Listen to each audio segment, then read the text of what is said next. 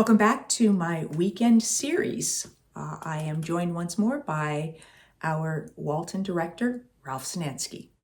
You've worked with your share of children, obviously. Oh yes. Do you find that you need to approach children a bit differently? No. Well, differently, yes. I don't stand in tower over them. I get down level. Different ages. I mean, from Courtship of Eddie's Father, from Nanny and the Professor. The kids were maybe a touch older in Partridge Family. We were a spectrum. Yeah. Again, you talk to the.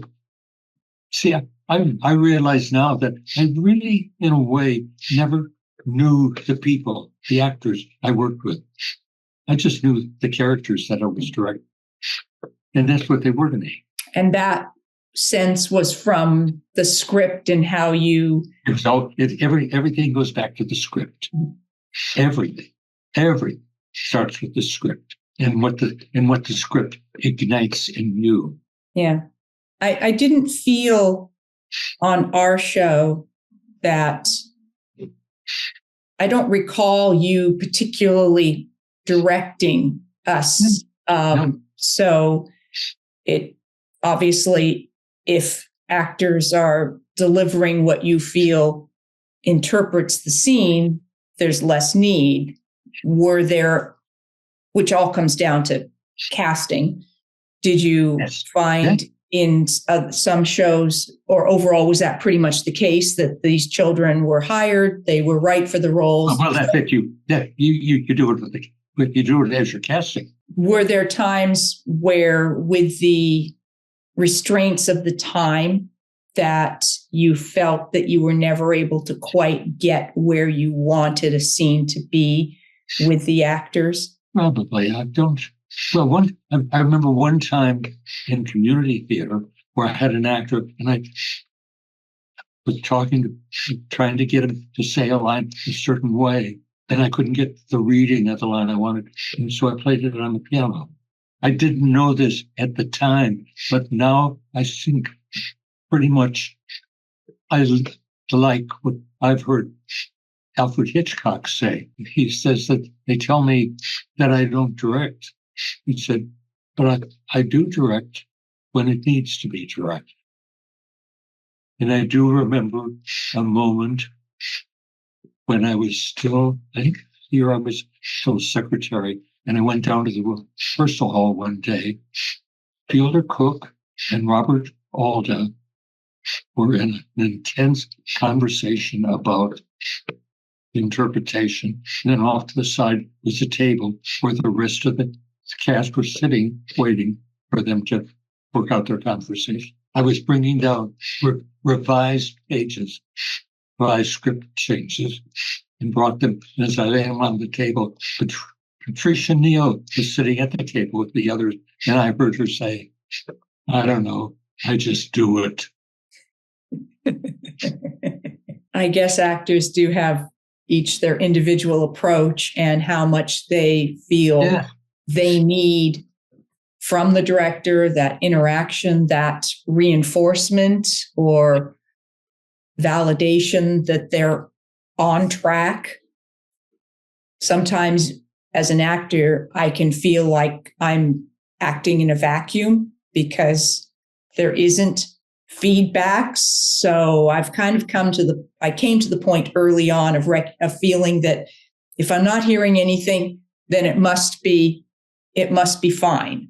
Yes. And I also had an experience on one of my first theater productions where the director was giving me direction, and I felt there was a point, because of the time restraints. It was one week of rehearsal, musical production, 1 week rehearsal, 1 week performance. And I felt there was a point where the director sort of gave up on I felt like she felt she wasn't I wasn't able to give her what she was asking for. I didn't know how she had not helped me find a way into it to give her what she wanted. And that was not a good feeling that, okay, I'm not giving her what she wants and she's given up because she's out of time. Well, that kind of goes back to what we were talking about before, that here's you and her, and she's trying to get you to do what's in her mind, rather than working with you and starting with you to help to get you to lead, to help you find the way, rather for you to follow a path.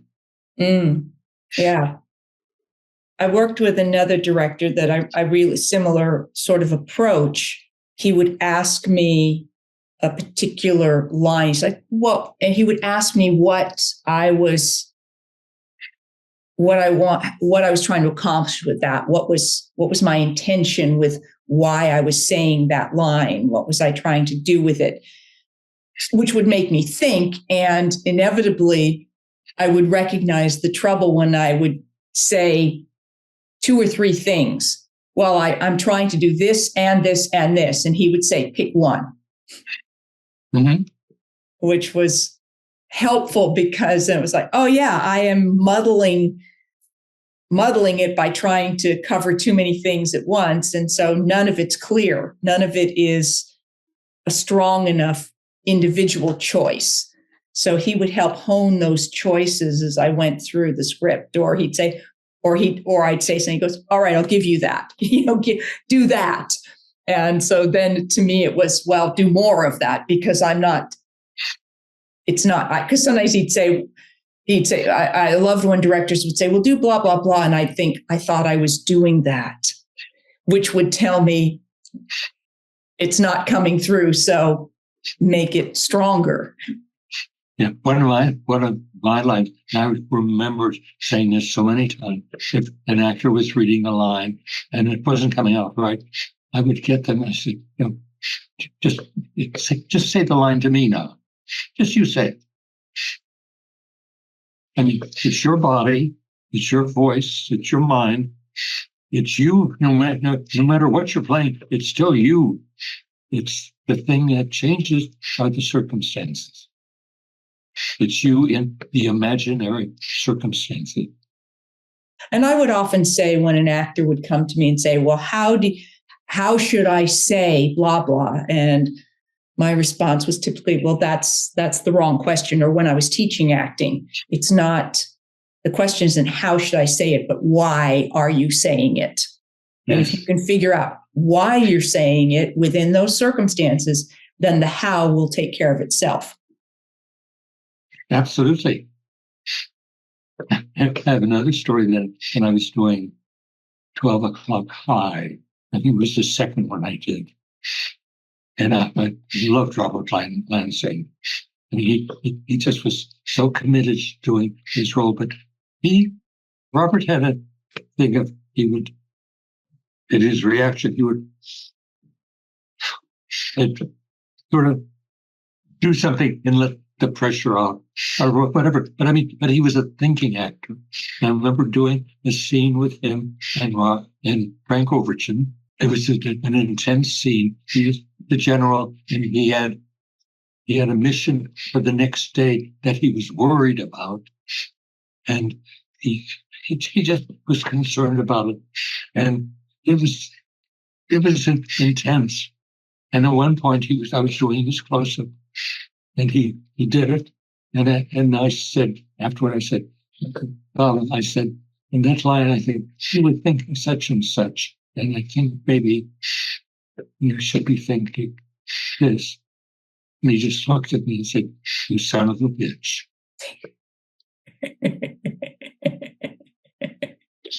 but that's it. It's directly, you kind of need to go along with them and, be of a mind, just be feeling what they're feeling. I've always said it's like I have a zipper here, and when I would be doing a scene, both stage and film, because I never liked checking the scene on a monitor. I wanted to be as close to the actor as I could be. Something happens when you're involved is a person emotionally in life. And that's what you need to do then when you're directing, is that you just relate to them as they're doing it. And, to be empathic with them, feeling what they're feeling. It's a challenge I've experienced if I'm asked to do something that is simply like a narration, because all of a sudden I find myself feeling that the inflections become, when you can only hear the voice, that's the only way to convey what's being intended, as opposed to when you're on screen, where what's happening with you physically and what naturally happens with your face often says more than the words. But when it becomes all about the words, it's relationship. And I'll tell you, one of the things that sometimes can get in the way, the close-up, where because of a close-up, you have to watch overlaps. In other words, that you and the actor off stage, you can't overlap your speech. Just the fact that in doing that, you have to hang on and make it work. And as a result, I chose to do close-ups when needed, but I did like over shoulders. And in terms of a close-up, if I could do an over shoulder, it's not a loose over shoulder, it's almost just the ear. Because Quinn Martin had been a sound editor, and he was a bug on that.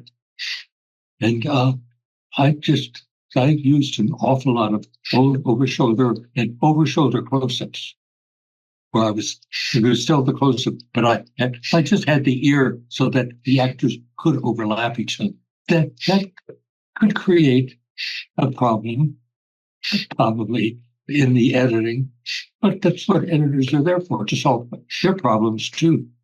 And you help them out a lot, that they're willing and able to contribute. Certainly that is one of the key things from doing television or film and doing theater, where all those technical things, when you're talking about the camera and the sound and getting those clean, that interrupts the just organic running of a scene, the stop start and the having to think about not overlapping or making sure that your movement is within camera frame or out of camera frame, or hitting a mark or watching a light, and to get to a point where you can deal with all of that technical stuff over here without it detracting from the performance. Which is why sometimes the long shot is a more natural performance than when you get in tight. Well, true. And the fact that when you get in tight, you need to, in other words, I never just went in tight to start work. I was going to want to use it. I always went 4 or 5 speeches before. And in doing like a close-up like that, sometimes you're starting and it takes a while before all of a sudden it comes alive. And my thing then would be, don't say, cut, let's do it again. My thing was, okay, keep it rolling and start at the beginning. You've got the emotion. And now. I agree. That helps on both sides. Yes. Oh, absolutely. When you've found it, to not have to then stop and start. Yeah, I know. Well, Howard Alston commented on that because that's using more film, and he commented on that to me sometime. Because I was doing that, that it was Yeah, but it's using more film shoot then. But the point is that you don't do it in terms of, just getting it cut. You're doing it in terms of getting on film, which you're going to need so that it all flows. And ultimately, if you didn't have to do 6 takes, but you did one longer take that had to be printed, you still haven't been able to reuse that film that you shot that you didn't print. Right. So, well, it's like I'm the lawyer, because with Gerardo, we're go through and maybe in the scene, he might have 6 or 8 speeches, and maybe only 1 or 2 of them were right. So that I could print that one, but let's do it again and do enough of them until in one take or another, every one of them, I would have a copy of each one. And that's where a good editor, and we talked about this with Marge Power, and that's where in doing her assemblage, that's what they do, is that where there are multiple takes. And editors were surprisingly adept at this, of picking the one that worked. Did you have the opportunity to give notes to an editor once you saw the assemblage? Oh, I did. I would just go in the room. We'd go through the film from the beginning, scene by scene. I'm always amazed when I watch the editing of really good action sequences to think about how many different angles and things, and how the sense and the eye to put something together effectively to create that. Yeah, for stuff like that, you really, in those cases, you really need to do mass coverage and then work the scene out in the editing mode. Whereas other stuff, you really are kind of camera cutting right along and just making it fit. Thanks for joining me for this segment. I'll see you next time. Thanks for watching.